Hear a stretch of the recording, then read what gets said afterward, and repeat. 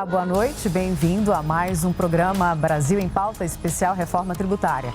A gente continua debatendo as notícias e as propostas que giram em torno desse assunto, propostas que afetam diretamente o nosso bolso e podem também ajudar a movimentar a economia e o emprego aqui no país. Hoje eu estou sozinha, mas o Paulo La Sálvia volta na próxima edição. Aqui comigo no estúdio, mais uma vez, está o Ricardo Caldas. Ele é cientista político, professor da Universidade de Brasília e vai debater com a gente as questões políticas mais atuais sobre a reforma tributária. Bem-vindo, Ricardo. Muito obrigado, eu agradeço o convite. E o Vitor Pupi também é o nosso convidado diretamente de Curitiba. Ele é o presidente da Associação Brasileira das Secretarias de Finanças das Capitais, Abrasf, e secretário municipal de Finanças de Curitiba. Bem-vindo, Vitor. Boa noite, Catiuxa. Boa noite, professor Ricardo. Um prazer estar com vocês aqui hoje. Prazer é todo nosso. Eu vou aproveitar, vamos começar explicando, fazer um pequeno resumo aqui, me corrija se eu tiver algum erro. Estão 3 propostas principais lá no Congresso, vamos a elas. A PEC 45 está na Câmara dos Deputados, propondo a unificação de 5 tributos. A PEC 110, que está no Senado, propondo a unificação de 9 tributos. E tem ainda o projeto de lei do governo PL 3887, que mexe com 2 tributos, PIS e COFINS, né? Então são essas 3 propostas. Mas o nosso convidado de hoje, que é o Vitor Pupi, tem uma proposta que não tem a ver com essas 3 que estão, as principais que estão em discussão. Então eu vou pedir para o Vitor primeiro me contar por que essas 3 propostas principais não estão de encontro com o que você representa, com as ideias do grupo que você representa. O que elas têm de negativo que vocês não concordam? Bom, em primeiro lugar, as propostas, tanto a PEC 45 como a PEC 110, elas retiram dos municípios a principal fonte da sua receita, que é o Imposto sobre Serviços, né? Em troca disso, os municípios se inserem em um tributo chamado IBS e ficam aí de carona com a União e com os estados do ponto de vista de competência tributária. E por que isso é complicado para os municípios? É complicado para os municípios porque o dinheiro, a arrecadação sempre tem que estar perto daquele ente que presta os serviços públicos. E hoje os municípios prestam uma gama infindável de serviços públicos, né? E do contrário, quando o dinheiro é concentrado, seja na União, seja nos estados, esse dinheiro tem que passear pelo país até chegar nos municípios. Então, nós entendemos que isso, em primeiro lugar, é deletério aí para os interesses do país, para o interesse federativo. E, em segundo lugar, porque, na verdade, a PEC 45, em especial, com um longo período de transição, não entrega uma simplificação tão rápida assim para o contribuinte. Então, nós desenvolvemos uma proposta que entendemos pode entregar uma simplificação muito mais rápida para o contribuinte. Então, vou explicar aqui para vocês qual é a proposta. Inclusive, Vitor, já foi apresentada uma emenda constitucional, né, do senador Major Olímpio, que aí vocês propõem o Simplifica Já, que é a criação de um ISS nacional e de um ICMS nacional. Eu queria que você explicasse quais são os termos dessa proposta. Simplifica Já parte do pressuposto de tratar os problemas velhos sem criar problemas novos, né? Então, nós estamos aí combatendo pior tributo do país, que é o ICMS, isso é assumido aí por todos os setores do comércio, indústria, né, os serviços também, com uma legislação nacional única para o ICMS, a cobrança do ICMS no destino, a arrecadação seria gradualmente transferida para o destino, uma nota fiscal de padrão único nacional, isso já está pronto no ISS, né, nós podemos já começar a partir do ano que vem, em que o próprio preenchimento dessa nota fiscal já indique qual que é a alíquota aplicável e o valor do tributo, esse tributo por fora, para o contribuinte. Uma simplificação mais fácil de ser obtida.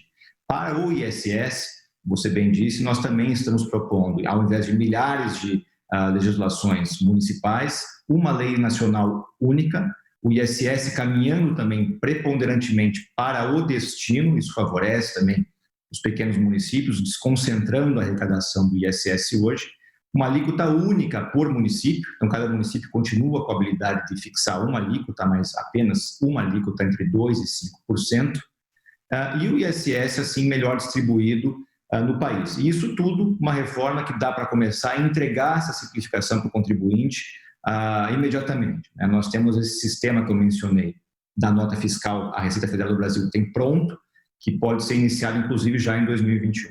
Ele traz uma proposta de simplificar, a gente já viu que tem 3 propostas, fora outras emendas que estão no Congresso. Né? É um assunto muito difícil de se levar para frente. A gente sabe, há muitos anos o Brasil tenta fazer uma reforma tributária. Talvez uma proposta mais simples assim, teria um acolhimento político melhor? Sim, não, talvez?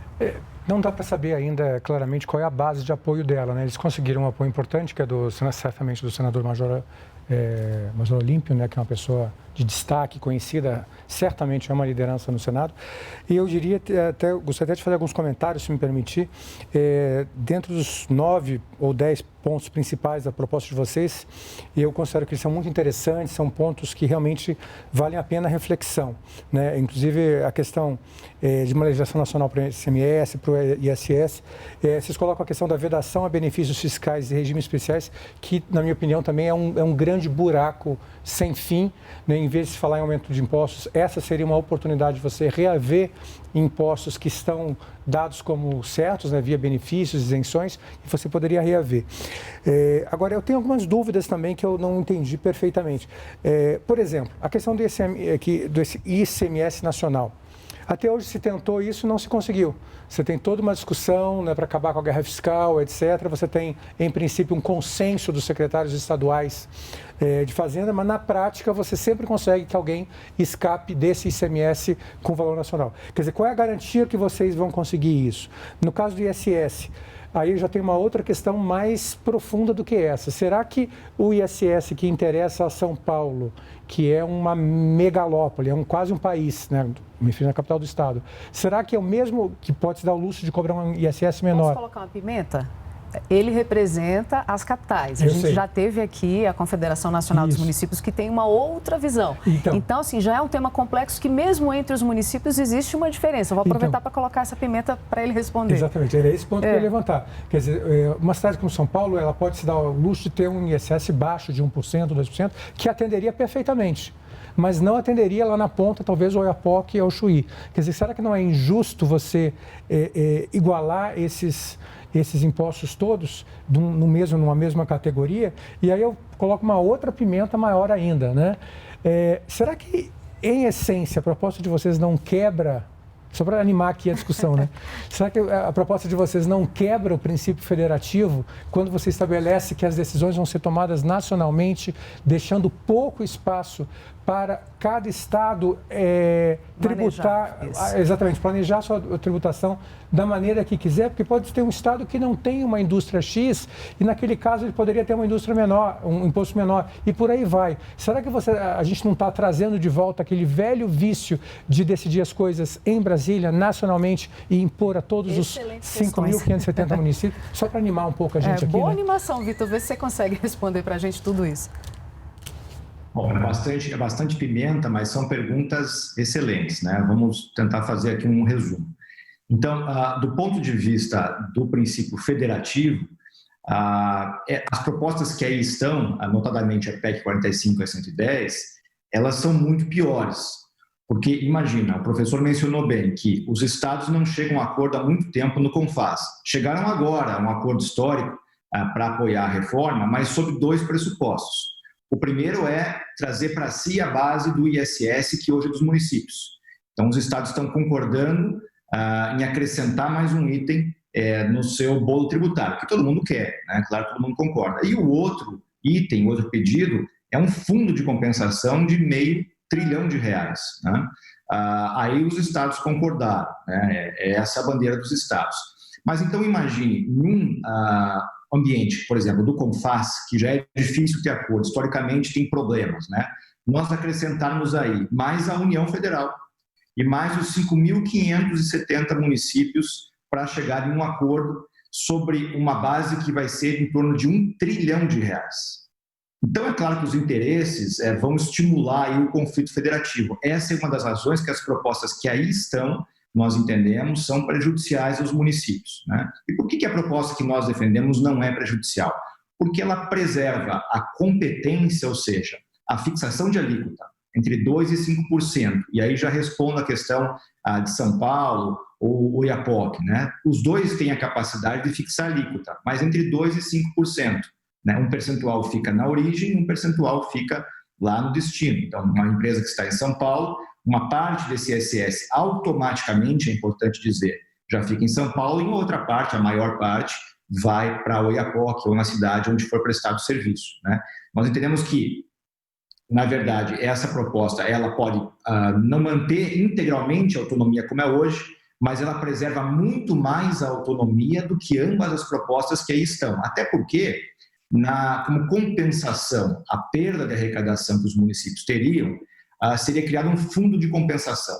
Então, imagina só os municípios ficarem dependendo de um fundo de compensação para ter a sua arrecadação preservada, ou pior ainda, depender de lobby em Brasília para ter que ter mais recursos para compensar uma eventual perda do ISS. Por isso que nós entendemos que seria ruim a manutenção da proposta aí do imposto único, né? E simplificar, digo mais uma vez, simplificar não é unir tributos, simplificar é eliminar as obrigações acessórias. Os estados já tiveram uma proposta, há um tempo atrás, de simplificação do ICMS. Vai muito na linha da nossa proposta de hoje. Aliás, a nossa proposta ela foi feita também por auditores fiscais dos estados, né? Tem auditores fiscais que participam dos estados aí do Simplifica Já. Então, acho que é factível. É claro que vai ter negociação, nós sabemos disso, mas os conceitos de simplificação são esses que eu mencionei há pouco.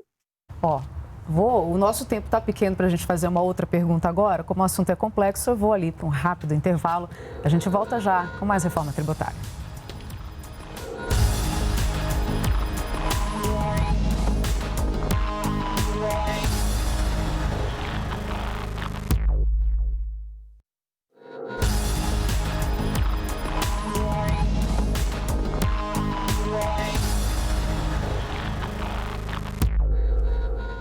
Estamos de volta com o Brasil em Pauta Especial Reforma Tributária. Eu já vou logo para aqui para a pergunta para o Ricardo Caldas, que hoje o nosso programa está apimentado, vou colocar mais uma pimenta.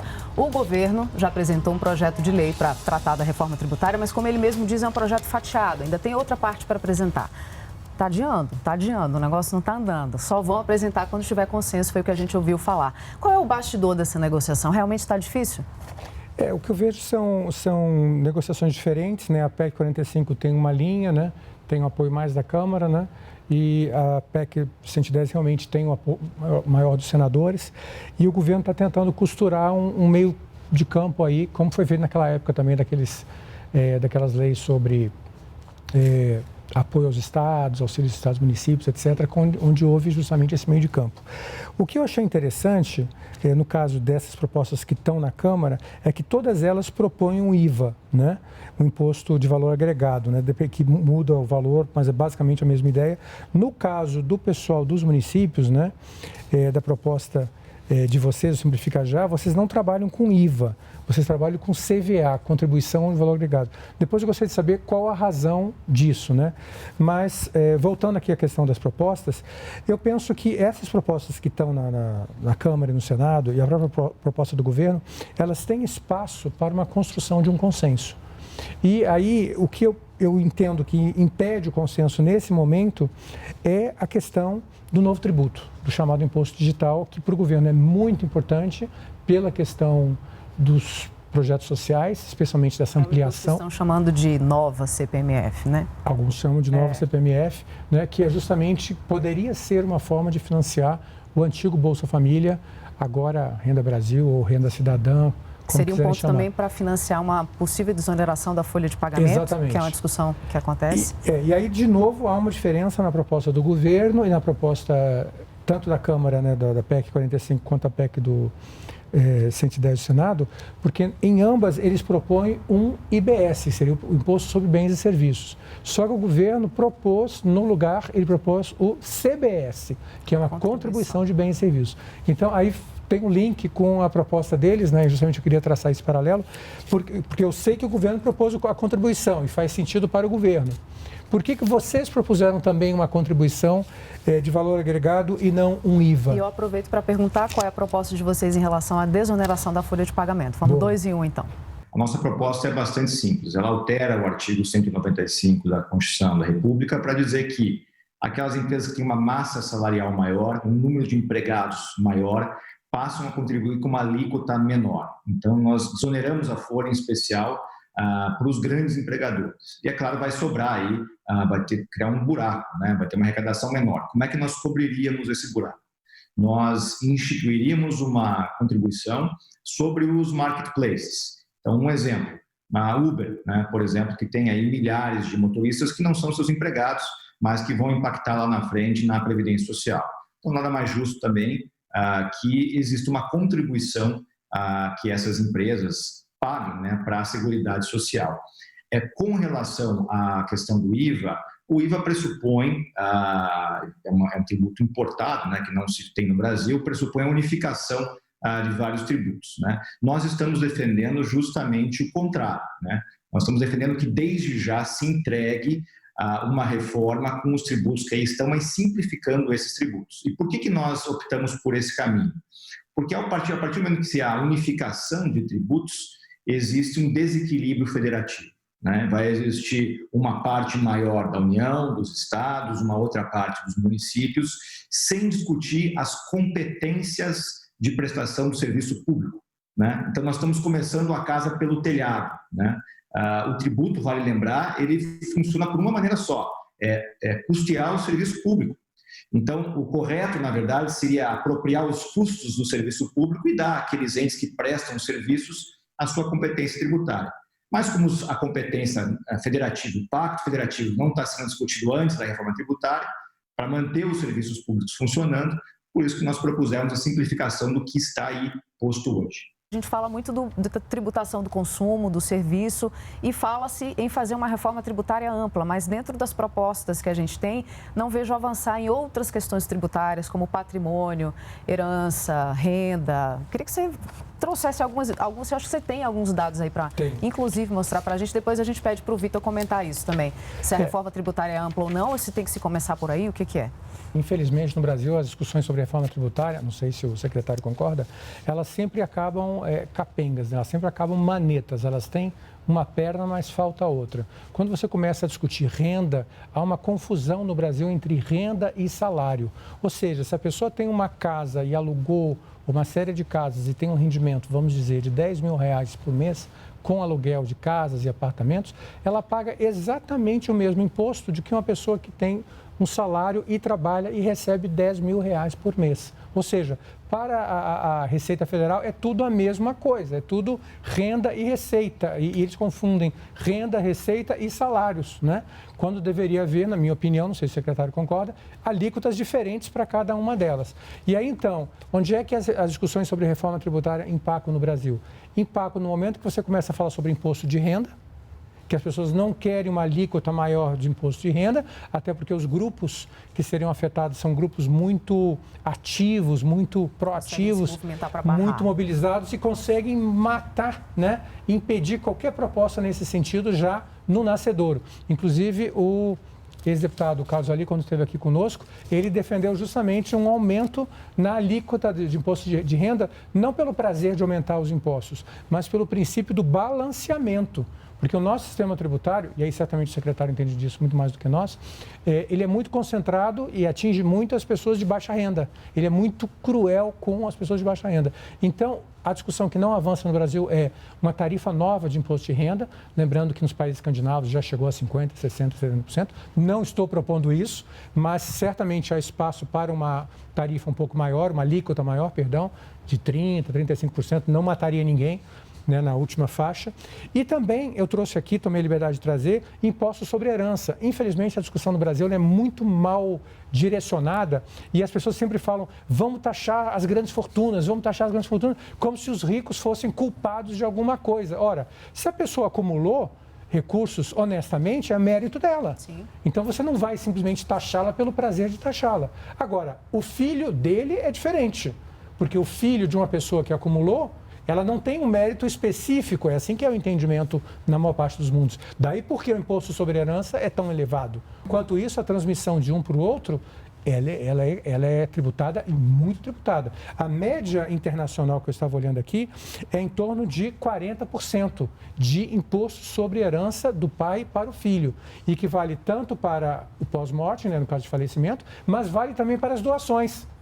que no Brasil nós temos esse estratagema que os pais doam os bens para os filhos antes do falecimento e não entram no cômputo da herança. Resultado, perde o erário, perde o contribuinte, perde a sociedade inteira. Então, essas discussões não são feitas. E, na minha opinião, esse tipo de imposto é muito mais inteligente e traria resultados muito mais substanciais do que o imposto sobre grandes fortunas, que é culpar a pessoa porque ela teve um mérito na vida, descobriu um produto, abriu uma fábrica, abriu uma empresa e teve sucesso e enriqueceu por isso. Então, eu sinto falta dessas discussões nas discussões sobre a reforma tributária. Também sinto falta. E, Vitor, você também não sei sente? O que o secretário acha sobre na sua isso. proposta, eu confesso que eu não vi essa parte, se tem isso.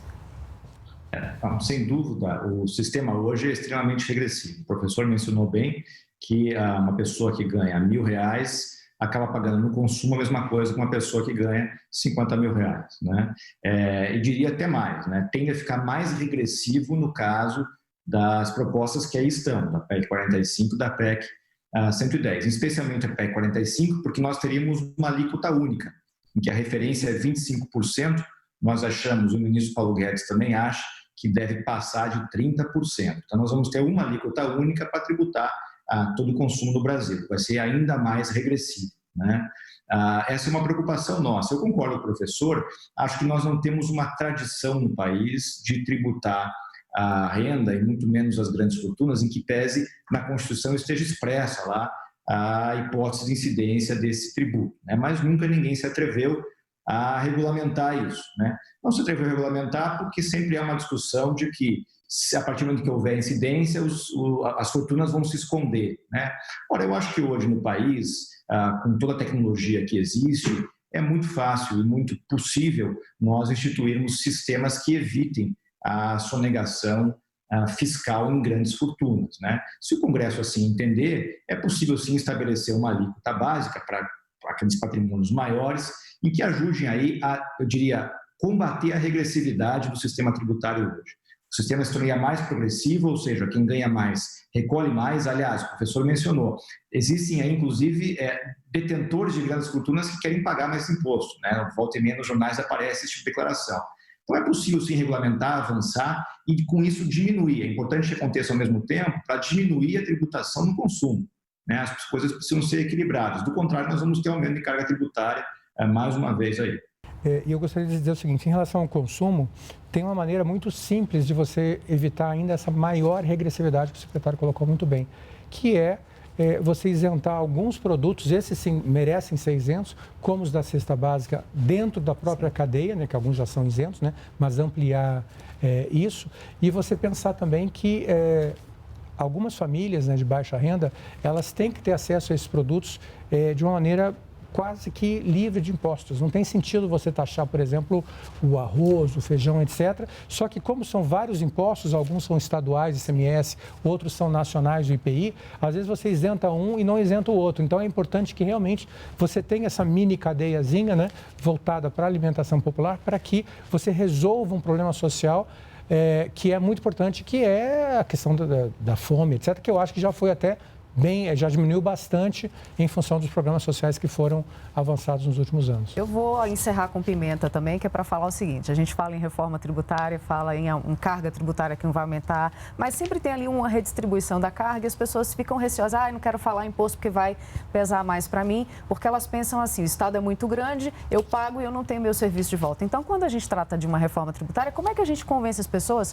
chama as pessoas para o jogo, vamos dizer assim, num assunto que para elas realmente vamos ver que o serviço, muitas vezes, não chega para ela de volta com o que ela paga por imposto, secretário?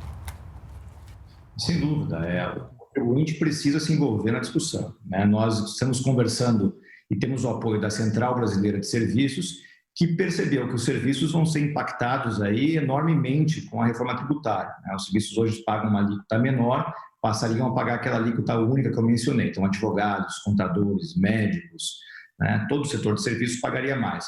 Eu acho que o contribuinte precisa se envolver. Nós temos não só ficado no âmbito dos municípios, né, dos entes subnacionais, mas tentando conversar aí com as associações, sindicatos aí de profissionais também, para tentar convencê-los aí de uma proposta que é possível, né? Eu acho que precisa muito envolvimento. A discussão da reforma é muito complexa. O professor mencionou aí as isenções. E aí eu me lembrei que as isenções de IPI e ICMS às vezes esquecem que os municípios têm participação também nesse resultado, acaba se fazendo caridade com o chapéu alheio, né? Então, o que eu acho que é fundamental mencionar é nós não podemos concentrar ainda mais a tributação no Brasil, seja para manter um modelo regressivo, seja para manter o dinheiro longe dos municípios, que é onde a vida efetivamente acontece. Palavrinha final, 2 minutos para você encerrar, Ricardo Caldas. Eu acho importante que essa discussão esteja acontecendo, que haja essas propostas todas elas são, na minha opinião, são meritórias, né? Mas eu acho que a gente não pode perder de vista o objetivo principal, na minha opinião, que é a justiça social, tá certo? Então, nenhuma reforma vai valer a pena se a gente não atingir realmente o cidadão, né? E aí a gente tem que realmente fazer uma reflexão maior como se chega a isso, sem cair nesse buraco aí sem fim das isenções, né? Embora eu mesmo defenda algumas, né? Mas elas são sempre no sentido de aumentar a renda daqueles grupos de baixa renda, né? Porque como o exemplo que eu dei, né? O arroz, o feijão, a cesta básica, né? São produtos que são consumidos em todo o país praticamente, de A a Z. Eu acho que só isso para o consumidor já seria um grande benefício. Agora, a gente tem que compensar. E aí tem uma grande injustiça nas propostas que estão circulando, que o secretário mencionou agora, é que para alguns segmentos do setor de serviços, como telefonia, telecomunicações, colocaram imposto de 12%. Já para o setor financeiro, aí foram generosos, 6%. Eu sou mais salomônico, então eu diria, por que não 10% para todos? Vou agradecer aqui a presença do Vitor Pupi, presidente da Associação Brasileira das Secretarias de Finanças das Capitais, a Brasf, secretário municipal de Finanças de Curitiba, Ricardo Caldas, nosso querido cientista político, professor da UNB. E vou dizer para vocês, olha, a gente vai ter muito programa ainda aí pela frente, porque ainda vem a segunda parte da proposta do governo, ainda vem outras emendas que a gente pode debater aqui. Então, eu convido você a ficar aqui com a gente no Reforma Tributária, no nosso programa, e acompanhar esse debate. Muito obrigada, Ricardo Caldas. Obrigada, Vitor, mais uma vez. E para saber mais sobre o nosso programa, siga as nossas redes sociais ou baixe o TV Brasil Play. Semana que vem tem mais Reforma Tributária especial aqui no Brasil em Pauta.